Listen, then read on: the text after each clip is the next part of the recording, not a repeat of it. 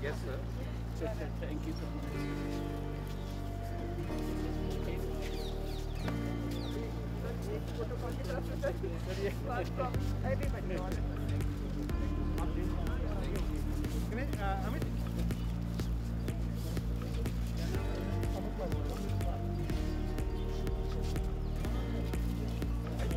स्वास्थ्य मंत्री डॉक्टर हर्षवर्धन जी का हृदय की सीमाओं से आभार व अभिनंदन।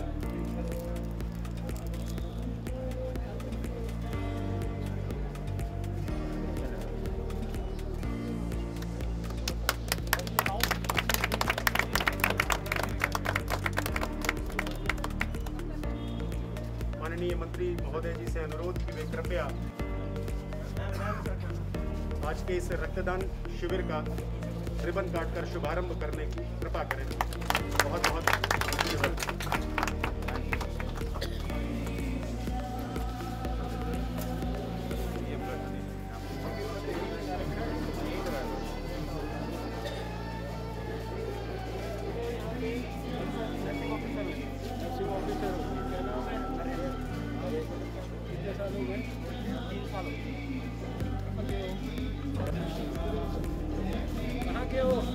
मैं सर दिल्ली का नजफगढ़ से।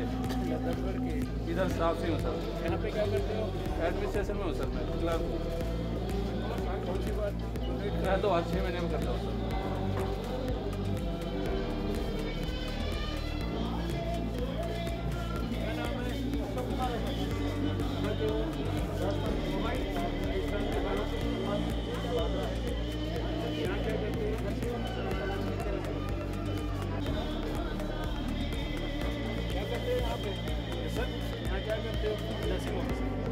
2009 से आपने दे दिया। ये इमरजेंसी में घर से काम करते हैं।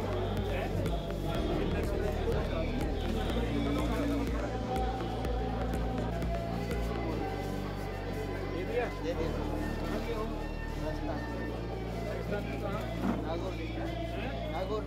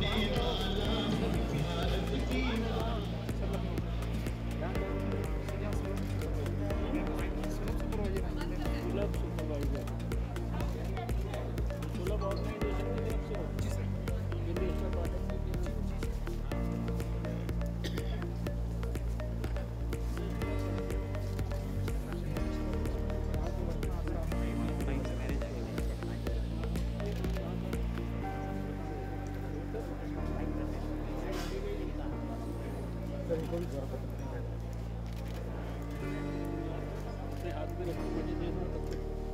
मैंने तो पहले ही दे रखा। नागौर राजस्थान। नागौर तो बहुत कुछ है। नागौर का तो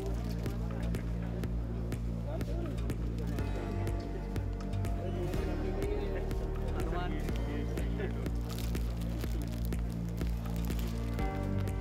सर ये थर्ड टाइम थर्ड टाइम। ये रखो। कोई नहीं कोई नहीं।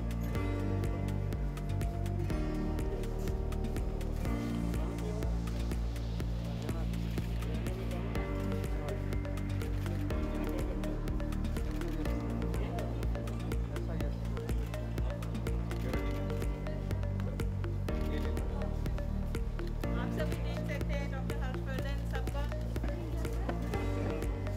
डॉक्टर दिनाकर सभी ब्लड डोनर्स को सर्टिफिकेट दिया जा रहा है।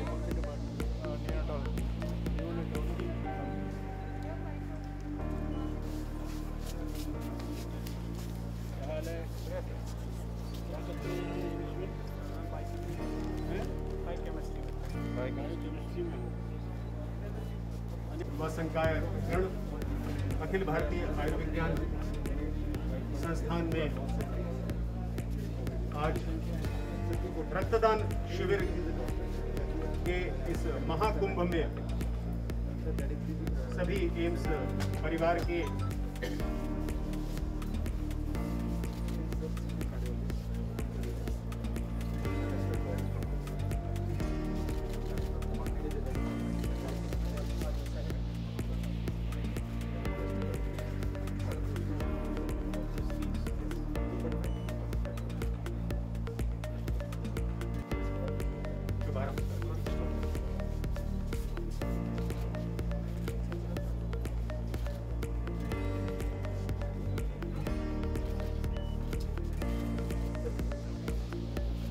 माननीय doctor Guleria director of AIIMS शुभारंभ करते हैं।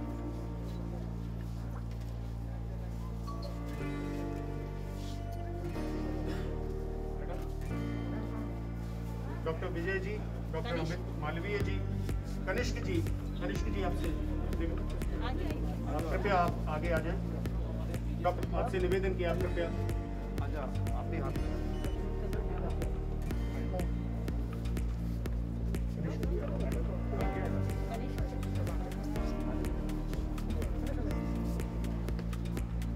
इस कार्यक्रम को शुभाशीष मिलता हुआ इस पुण्य नेक कार्य को आज सभी अपने शुभ कर कमलों से माननीय स्वास्थ्य मंत्री जी की गरिमामयी उपस्थिति में इस कार्यक्रम को शुभाशीष मिलता हुआ इस अच्छे कार्य के लिए यहाँ पे एकत्रित हुए हैं।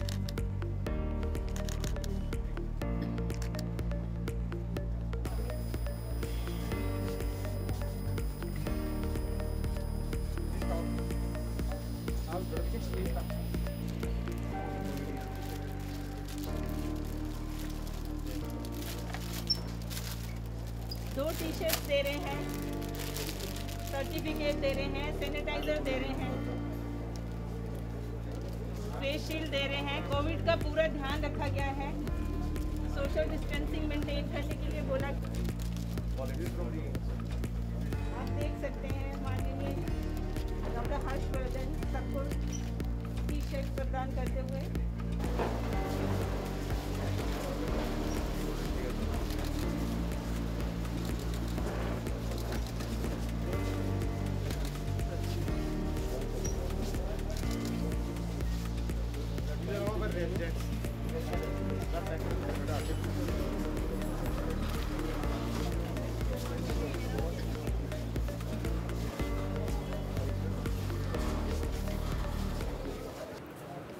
आज भारत की आज़ादी प्राप्ति के दिन की एक प्रकार से पूर्व दिन है। आज 73 वर्ष भारत की आज़ादी को कल पूरे हो जाएंगे। प्रधानमंत्री जी का राष्ट्र के नाम संदेश कल हमको सुनने को मिलेगा और आज 14 अगस्त 2020 को ये जो कार्यक्रम आयोजित किया गया है all India institute of medical sciences के कैंपस में, इसके लिए मैं एम्स परिवार के अपने सभी साथियों को, चाहे वो सीनियर डॉक्टर्स हों, चाहे वो यंग डॉक्टर्स हों, नर्सेज हों, दूसरे पैरामेडिक्स हों और भी अस्पताल से जुड़े हुए जितने भी सिक्योरिटी के, सैनिटेशन के और दूसरे एडमिनिस्ट्रेशन के स्टाफ हों, उनको सबको मैं हृदय से बहुत अभिनंदन करना चाहता हूं, बधाई देना चाहता हूं। उन्होंने आज के दिन को एक बहुत पवित्र काम के लिए चुना और बड़ी संख्या के अंदर आज हमारे एम्स परिवार के सदस्य रक्तदान कर रहे हैं। रक्तदान के महत्व के बारे में तो बहुत चर्चा की गई है। स्वैच्छिक रक्तदान से ज़्यादा कोई पवित्र दूसरा काम नहीं हो सकता और मैं हमेशा कहता हूँ कि बड़े बड़े तीर्थ और मंदिरों की यात्रा करने से ज़्यादा महत्वपूर्ण ये स्वैच्छिक रक्तदान है, क्योंकि ये मानवता की सेवा का उत्कृष्ट उदाहरण है। मैं एम्स के परिवार के अपने साथियों को हृदय से इसलिए भी अभिनंदन करना चाहता हूं कि आज का ये कार्यक्रम हमारे उन 245 कोविड वॉरियर्स की पवित्र स्मृति को नमन करने के लिए आयोजित किया गया है, जिन्होंने कोविड के खिलाफ जंग में देश के लोगों के स्वास्थ्य की रक्षा के लिए, उनके प्राण की रक्षा के लिए अपने ही प्राणों की आहुति दे दी। आज मुझे उन पुनीत आत्माओं की पवित्र स्मृति को नमन करते हुए मेरी आंखें भर आई हैं और मुझे सच मायने में कोई शब्द नहीं सूझ रहा है कि मैं उनकी पवित्र आहुति को किस प्रकार से नमन करूं। लेकिन उनका ये जो कंट्रीब्यूशन है, ये दुनिया के बीमारियों के खिलाफ जंग के इतिहास में ये अमर रहेगा। ये सब हमारे कोविड वॉरियर्स बड़े बड़े, इसमें आप देख रहे हैं कि देश भर के अंदर डॉक्टर्स हैं, नर्सेज हैं, दूसरे अस्पतालों में काम करने वाले कर्मचारी हैं। मैं इनकी पवित्र स्मृति को नमन करता हूँ और आज के इस अवसर पर अपने सभी मेडिकल प्रोफेशन से जुड़े हुए परिवार के साथियों से और देशवासियों से ये अपील करता हूँ कि भारत की स्वतंत्रता की प्राप्ति के लिए बहुत सारे लोगों ने स्वतंत्रता संग्राम में बहुत सारी तकलीफ़ें सहन की, बहुत सारे लोग वर्षों तक जेल में रहे, अनेक प्रकार की यातनाएं सहन की। आज अगर हमसे कहा जाए कि हमें देश के लिए कुछ करना है तो उतने बड़े बड़े हमें काम करने की ज़रूरत नहीं है। ना हमें जेल जाने की ज़रूरत है, ना हमें भगत सिंह या राजगुरु की तरह फांसी के फंदे पर चढ़ने की ज़रूरत है। लेकिन देश के, समाज के, मानव कल्याण के हित में अगर छोटे छोटे अच्छे काम, जिनको मैं कहता हूँ अणुव्रत, अगर वो अणुव्रत लेकर हम रोज़ थोड़ा थोड़ा छोटा छोटा कोई ऐसा अच्छा काम करते रहें जिससे हम दूसरे के चेहरे पर खुशी ला सकते हैं और दूसरों के आँख में आए आंसुओं को पहुंच सकते हैं। तो मुझे लगता है कि शायद स्वतंत्रता प्राप्ति के बाद स्वतंत्रता दिवस को मनाने का, उसके उल्लास को एंजॉय करने का इससे ज़्यादा बेहतर तरीका नहीं हो सकता। और मुझे पूरा विश्वास है कि सभी हमारे जितने भी यंग साथी हैं, जितनी भी एसोसिएशंस हैं, जितने भी हमारी फैकल्टी है, ये सब आज एक नई ऊर्जा के साथ नया संकल्प लेकर और इस कार्यक्रम से वापस अपने अपने काम पर जाएंगे और आने वाले समय के लिए हम देश के लिए, समाज के लिए कुछ निश्चित रूप से अपना उल्लेखनीय कंट्रीब्यूशन करेंगे। फिर से नहीं बढ़ रहा है। याद करिए 4 बजे की प्रेस कॉन्फ्रेंस जिसमें रिकवरी रेट 9% से हमने बात शुरू की थी और लगातार कोई ऐसा दिन नहीं है पिछले महीनों में जब आज का रिकवरी रेट कल के रिकवरी रेट से बेहतर ना हो और आज का फैटेलिटी रेट कल के फैटेलिटी रेट से कम ना हो। आप देखिए ना कि कल हमने देश में 8 लाख से ज़्यादा टेस्ट किए।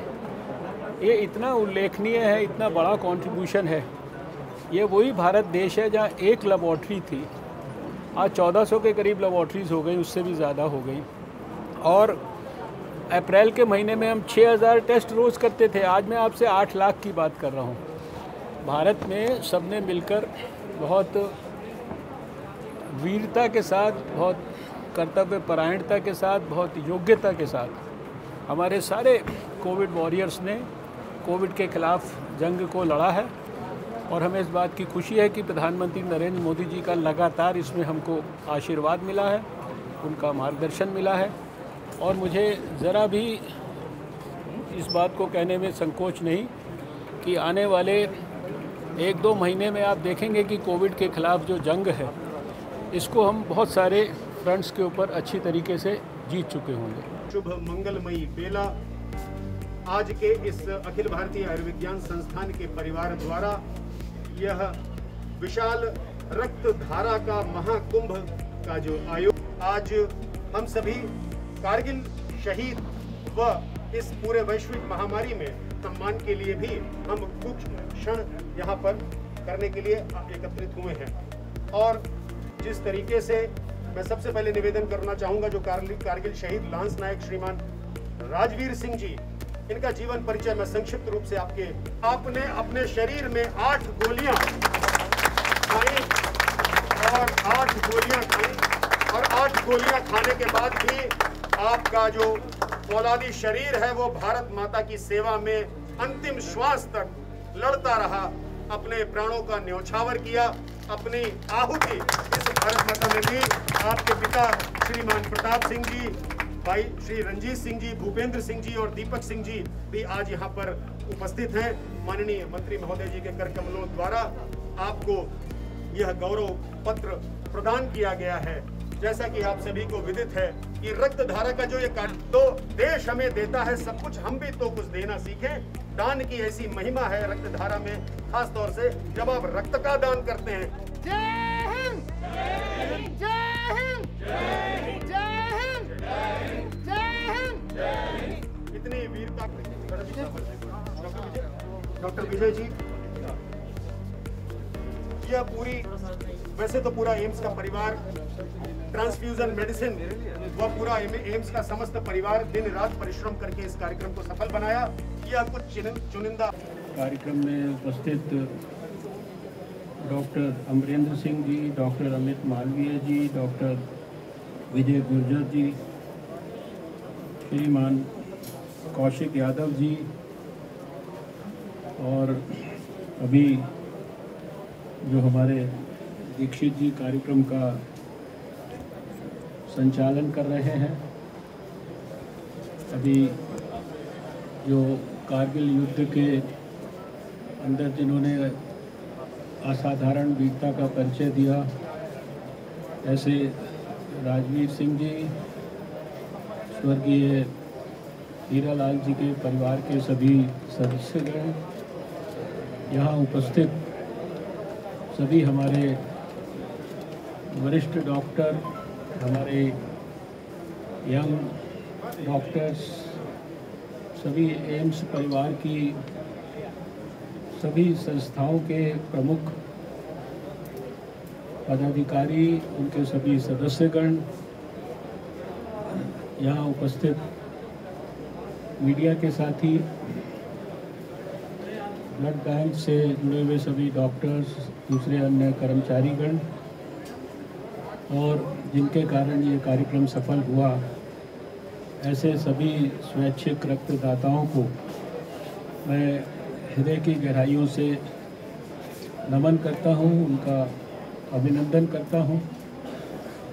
आज के इस पवित्र अवसर पर, क्योंकि विशेष रूप से ये कार्यक्रम हमारे उन कोविड वॉरियर्स की पवित्र स्मृति में आयोजित किया गया है, जिन्होंने देश में कोरोना से लड़ाई लड़ रहे हमारे देश के नागरिकों के प्राण की रक्षा के लिए स्वयं सब प्रकार के खतरों को मोल लेते हुए उन मरीजों की सेवा में अपने प्राणों की आहुति भी दे दी। ये मेरे लिए और हम सब के लिए बहुत भावुक क्षण है, जब हम उन 245 कोविड वॉरियर्स को याद कर रहे हैं, जो कल तक हमारे साथ अस्पतालों में काम करते थे, मरीजों की सेवा करते थे, और आज केवल उनकी पवित्र स्मृति ही हमारे साथ है। मैं हृदय की गहराइयों से उन सब पवित्र आत्माओं को, हमारे सभी उन सब दिवंगत डॉक्टर, नर्सेज, दूसरे स्वास्थ्य कर्मियों की पवित्र स्मृति को नमन करता हूँ।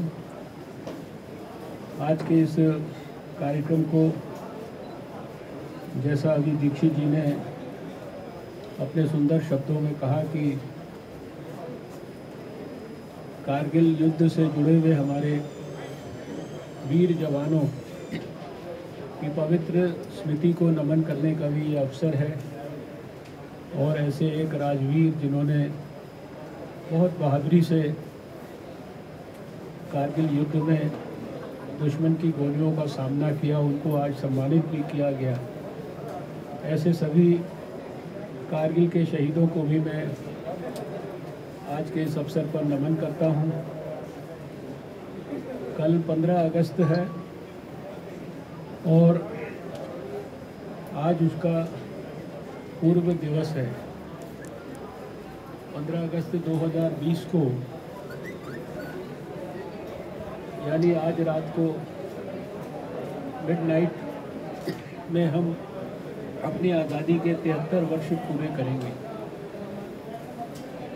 इस आज़ादी को प्राप्त करने के लिए हम में से अधिकांश लोग जो यहाँ पर हैं, हम सबको आज़ाद भारत में जन्म लेने का सौभाग्य मिला है, लेकिन इस आज़ादी को प्राप्त करने के लिए कितने हज़ारों लाखों लोगों ने कितनी प्रकार की त्याग, तपस्या, यातनाएं सहन की हैं, कितने प्रकार के जुल्म सहे हैं, कितने तरीक़ों से स्वतंत्रता संग्राम में अपना कंट्रीब्यूशन किया है।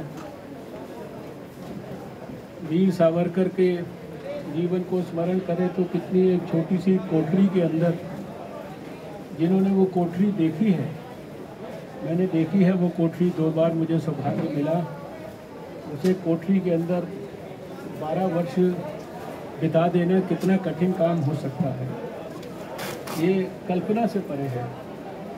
और कितने तरह के उदाहरण हैं पूरे स्वतंत्रता संग्राम के, जिन आहुतियों के कारण हमें भारत की स्वतंत्रता मिली है। हम सब आज़ाद भारत में सांस लेते हैं, ये हम सब के लिए गर्व की, गौरव की और सौभाग्य की बात है। इसलिए मैं हमेशा ये कहता हूँ कि आज अगर दोबारा से देश के लिए कुछ करना हो तो उतना सब कुछ करने की हमको ज़रूरत नहीं है। अगर मन में भाव आ जाए कि मुझे देश के लिए कुछ करना है, विशेष रूप से करना है, जो मैं अपने लिए कर रहा हूँ, अपने परिवार के लिए कर रहा हूँ, इससे ऊपर उठकर कुछ करना है, तो शायद किसी को भी हम में से शहीद आज़म भगत सिंह की तरह फांसी के फंदे पर लटकने की ज़रूरत नहीं पड़ेगी। किसी को भी हम में से गुरु तेग बहादुर की तरह बलिदान देने की ज़रूरत नहीं पड़ेगी। लेकिन आज तो देश के लिए कुछ भी करना है, तो मैं हमेशा से ये कहता हूँ कि अपने आसपास देखो, अपने घर के आसपास देखो, अपने कार्यालय के आसपास देखो, अपने घर से लेकर कार्यालय के बीच के रास्ते पे देखो, जहाँ कहीं भी हो वहाँ आसपास सिर्फ संवेदनशील भाव से केवल आसपास की दुनिया को अपने देखो, तो आपको नज़र आएगा कि बहुत सारे लोग हैं जिनको बहुत सारे कष्ट हैं। किसी के पास घर नहीं है, किसी के पास घर है तो उस घर के ऊपर छत नहीं है, किसी के पास 2 वक्त का भोजन नहीं है, किसी के पास अपने बच्चों को पढ़ाई और स्वास्थ्य की सुविधा उपलब्ध कराने के लिए पर्याप्त साधन नहीं है। अनेक प्रकार की तकलीफ़ों से सारा समाज ग्रस्त है। और ऐसे में अगर हम अपने आसपास जो भी लोग दिखते हैं, उनमें से किसी के भी थोड़े से भी दुख को दूर करने के लिए, उनके किसी के भी एक के थोड़े देर के लिए भी आंसू को पहुंचने के लिए हम कुछ भी कंट्रीब्यूशन कर सकते हैं। उस कंट्रीब्यूशन को करने के लिए कुछ भी संकल्प ले सकते हैं, कुछ भी अणुव्रत ले सकते हैं। छोटे छोटे संकल्प, बड़े बड़े चीज़ों की अभी ज़रूरत नहीं है आज़ाद भारत में। तो मैं समझता हूँ कि वो छोटे छोटे संकल्प जो है और उनके द्वारा किए गए छोटे छोटे सात्विक कार्य, यही हमारे देश में जो है खुशहाली को वापस लौटा सकते हैं। हमारे प्रधानमंत्री नरेंद्र मोदी जी का भी यही सपना है कि 2022 तक नया भारत बनाना है। ऐसा भारत बनाना है जिसमें कि हर व्यक्ति के चेहरे पर हम खुशी वापस लौटा सकें, हर व्यक्ति के दुख दर्द को दूर कर सके, उसके बच्चों के लिए पर्याप्त स्वास्थ्य की, शिक्षा की, पोषण की हम व्यवस्था कर सकें, हर बुजुर्ग के और हर बहन के स्वाभिमान की और सुरक्षा की हम चिंता कर सकें। और देश में जितनी प्रकार की बीमारियां हैं, कोई जातिवाद के नाम पर चलती है, कोई प्रांतवाद के नाम पर चलती है, कोई अनेक प्रकार की जो दूसरी गतिविधियां हैं, कोई नक्सलवाद चलता है, कोई दूसरे वाद, कितने तरह के वाद चलते हैं, कोई टेररिस्टों के द्वारा प्रतिपादित वाद चलता है। ये सारी चीज़ों से मुक्त हम केवल ऐसा भारत बनाना चाहते हैं जहाँ केवल मानवतावाद और राष्ट्रवाद यही सबके लिए परमो धर्म हो। और मुझे लगता है कि इसको करने के लिए ये मौका शायद सबसे अच्छा मौका है जब हम सब मिलकर इसके लिए संकल्प ले सकते हैं कि हम कुछ ना कुछ कंट्रीब्यूशन करेंगे। जो लोग अस्पतालों के अंदर काम करते हैं, मैं हमेशा बोलता हूँ, मेडिकल प्रोफेशन के अंदर जो लोग आए हैं या इस प्रोफेशन से किसी भी रूप में जुड़े हैं, चाहे वो नर्स है, चाहे वो दूसरे पैरामेडिक्स है, आपने पिछले जन्म में कोई अच्छे काम किए हैं जिसके कारण आपको ये एक प्रकार से 2 in 1 कार्यक्रम है। आप अपना पेट पालने का भी काम करते हैं, लेकिन इसके साथ साथ आपको बोनस के रूप में मानवता की सेवा करने का मौका मिलता है।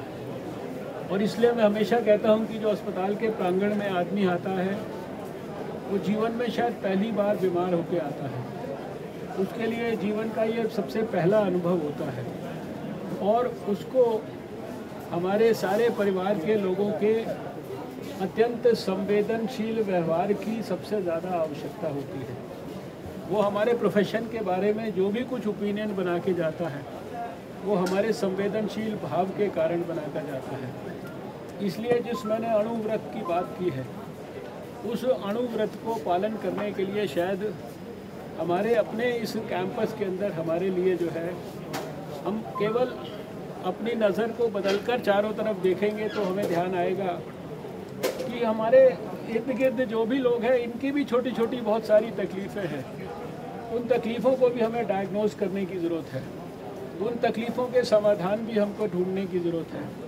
और वो बहुत सारी बातें हमारे छोटे छोटे इनपुट्स के कारण जो है वो बेहतर हो सकती हैं। और वो सारे काम ऐसा नहीं कि खाली डायरेक्टर को करने हैं या एम्स के अंदर किसी आदेश से हमने करने हैं, वो सब आपको सबको मिलकर करने हैं। केवल आपको अपने नज़रिए में, अपनी सोच में परिवर्तन करना होगा।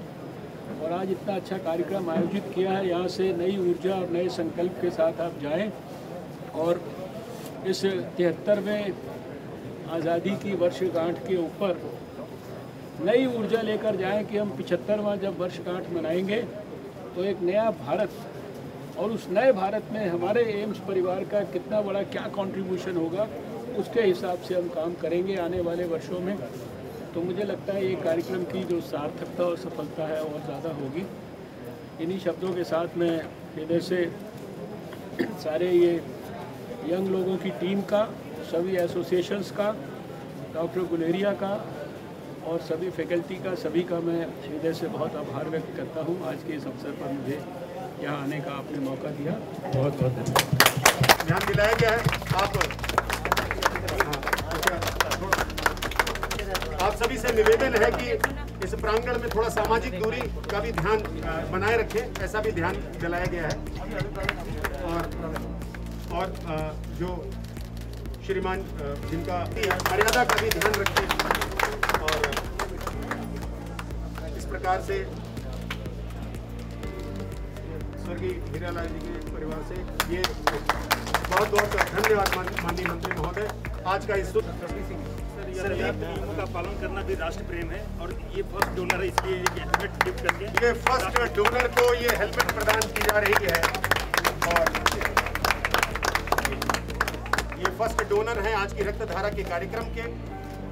15 अगस्त पे एकदम कंट्रोल में है और जो हमारी स्ट्रैटेजी है उसके अनुरूप देश बहुत योग्यता और काबिलियत से काम कर रहा है।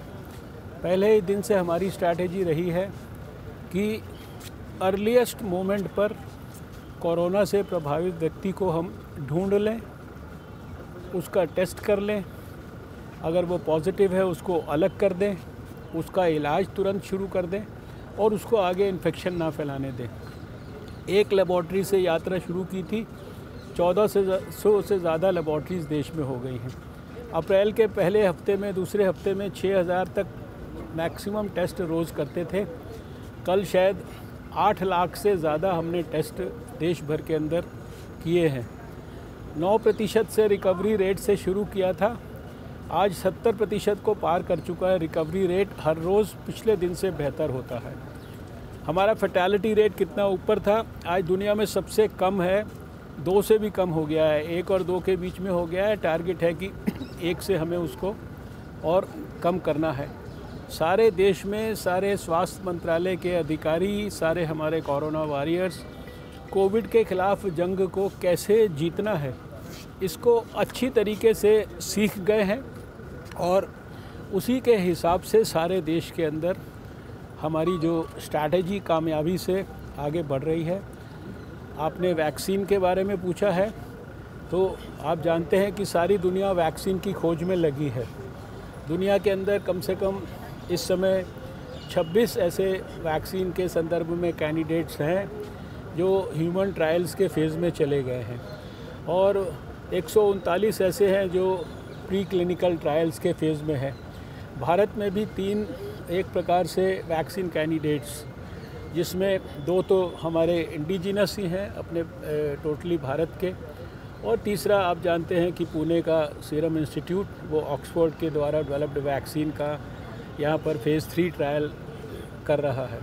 तो वैक्सीन के ख़िलाफ़ जो भी वैक्सीन को ढूंढने के लिए जो भी जंग चल रही है, रिसर्च चल रही है, वो भी बहुत तेज़ी से गति पकड़ रही है।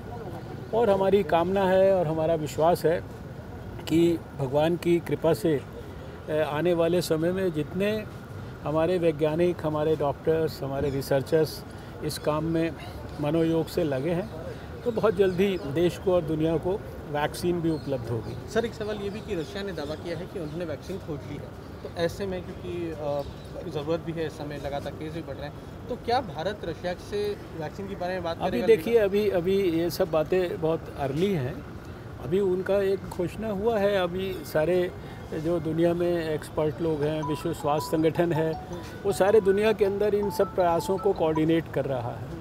और इसके संदर्भ में जब भी उचित समय पर कुछ भी देश को करना होगा तो निश्चित रूप से हम सारी इंटरनेशनल जो कोऑर्डिनेशन और सहमति के हिसाब से जो भारत के हित में होगा वो करेंगे।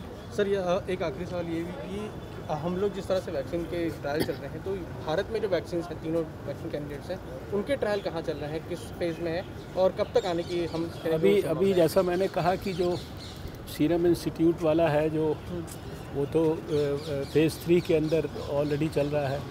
बाकी दोनों भी जो है फेज़ 1-2 के अंदर हैं, वो भी बहुत जल्दी आगे बढ़ेंगे। सभी जो है क्योंकि भारत में जो कुछ भी हम कर रहे हैं, ना हम रश करने की कोशिश कर रहे हैं, ना हम जल्दी करने की कोशिश कर रहे हैं। क्वालिटी जो है इसके अंदर सबसे महत्वपूर्ण है। क्वालिटी को बिना कॉम्प्रोमाइज़ किए देश के लिए एक इफ़ेक्टिव, सेफ और जो हम इकोनॉमिकली लोगों के लिए उपलब्ध भी करा सकें, यही हमारा लक्ष्य है, यही हमारा टारगेट है। और हमारे जो रिसर्चर्स हैं इन सब बातों का जो है पूरी शालीनता और गंभीरता से उसके ऊपर फोकस कर रहे हैं। सर, एक सवाल ये भी कि नेशनल डिजिटल हेल्थ कार्ड लाने की कोई बात चल रही है सर, वो क्या है सर और कब तक आने की? नेशनल डिजिटल हेल्थ जो मिशन है इसके ऊपर तो हमारा स्वास्थ्य मंत्रालय काम कर ही रहा है और बहुत जल्दी इसके बारे में जो औपचारिक जानकारियां हैं वो देश को दी जाएंगी। तो डॉक्टर हर्षवर्धन